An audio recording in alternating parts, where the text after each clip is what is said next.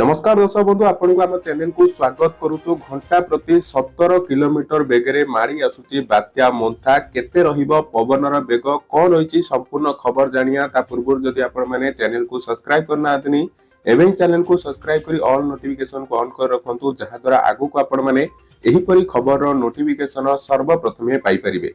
तबे मारी आसुची बात्या मोन्था घंटा प्रति 17 किलोमीटर बेगरे आगु को बढ़ुची।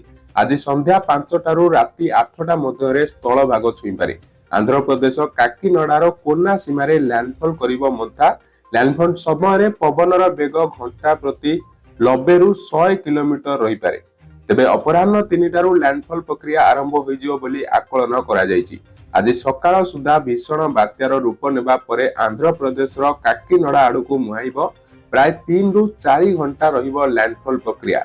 आज राति सकाळ पर्यंत भीषण बात्या मोन्थार बड़ प्रभाव आंध्र और दक्षिण ओडिशा उपरे रहिबो। वर्तमान काकीनडा उपकूलरू 310 किलोमीटर दूर रे सक्रिय रहिछि बात्या।